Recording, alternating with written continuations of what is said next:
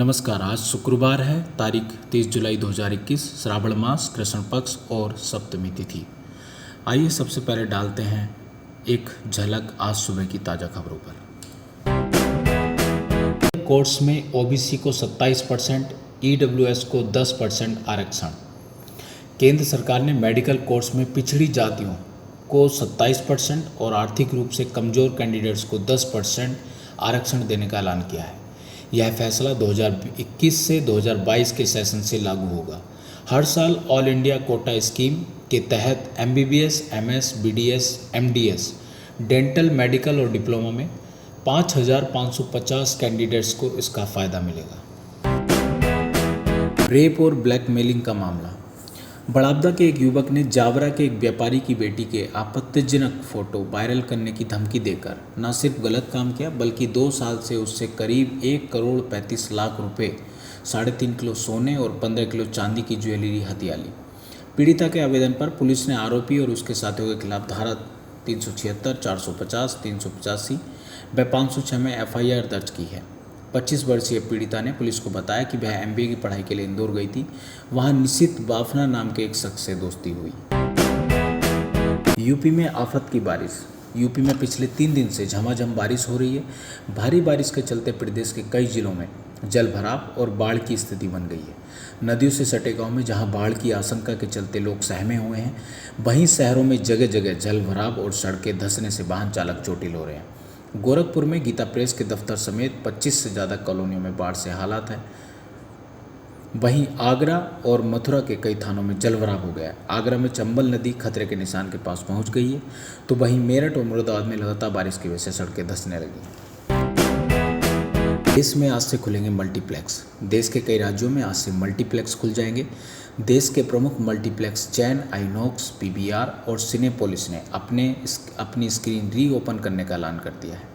ज़्यादातर जगहों पर 50% IQPAC के साथ मल्टीप्लेक्स खुलेंगे। फिलहाल बॉलीवुड की कोई बड़ी फिल्म रिलीज़ नहीं होगी। हॉलीवुड और रीजनल फिल्में ही दिखाई जाएंगी। जब तक महाराष्ट्र में सिनेमा घर शुरू करने की मंजूरी नहीं मिलती, तब तक हिंदी फिल्मों की रिलीज़ के बारे में अनिश्चितता का माहौल बना रहेगा। पीओके में चुनाव पर भारत की दो टूक। पाकिस्तान अधिकृत कश्मीर में चल रहे चुनावों को लेकर भारत ने कड़ा ऐतराज़ जताया है।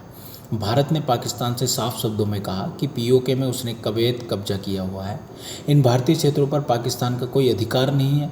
पाकिस्तान अवैध कब्जे वाले सभी भारतीय क्षेत्रों को फौरन खाली करें। यहाँ चुनावी प्रक्रिया पूरी तरह से गलत है। प्रवेश प्रोजेक्ट से प्ले स्कूल का कंसेप्ट गाँव तक पहुँचेगा। नई राष्ट्रीय शिक्षा नीति के 1 साल पूरे होने पर प्रधानमंत्री नरेंद्र मोदी ने एजुकेशन सेक्टर से जुड़े लोगों, टीचर्स और स्टूडेंट से सीधे बात की। इस दौरान उन्होंने 2 बड़े ऐलान किए। पहला कि गांव में भी बच्चों को प्ले स्कूल की सुविधा मिलेगी। अब तक यह कॉन्सेप्ट शहरों तक सीमित है। दूसरा कि इंजीनियरिंग के कोर्स का 11 भारतीय भाषाओं में ट्रांसलेशन के लिए टूल डेवलप किया जा चुका है। सोनभद्र में सेल्फी के बहाने पत्नी को वाटरफॉल में फेंका। पुलिस अधीक्षक सोनभद्र अमरेंद्र प्रसाद सिंह ने बताया कि पति संजीत कुमार औरंगाबाद बिहार का रहने वाला है। वह 16 जुलाई को शक्तिनगर आया था। बस स्टैंड के पास किसी होटल में रुका था। संजीत 17 जुलाई को अपनी पत्नी आशा को छत्तीसगढ़ के पास रकसगंडा जल प्रपात घुमाने के लिए ले गया, जहां से सेल्फी लेने के बहाने उसने पत्नी को गहरे जल प्रपात में धक्का दे दिया। मृतका के परिजनों के तहरीर के आधार पर मुकदमा दर्ज कर अभियुक्त संजीत कुमार उसके पिता वीरेंद्र राम को शक्तिनगर बस स्टैंड से 28 जुलाई की रात को गिरफ्तार कर लिया और जेल भेज दिया है। अभियुक्त की निशानदेही पर आशा देवी के पर्स व ID कार्ड रकसगंडा जलप्रपात से बरामद किया गया। मृतका आशा कुमारी के शव की तलाश जारी है। मैरी कॉम रेफरियों के फैसले से खफा। ओलंपिक पदक हासिल करने का सपना टूटने के बाद भारतीय बॉक्सर MC मैरी कॉम ने अपने मुकाबले के फैसले पर सवाल उठाए हैं। मैरी कॉम ने हार के लिए अंपायर्स, इंटरनेशनल बॉक्सिंग फेडरेशन और इंटरनेशनल ओलंपिक कमेटी पर सवाल खड़े किए हुए हैं। उन्होंने कहा कि बॉक्सिंग टास्क फोर्स का फैसला बहुत खराब है।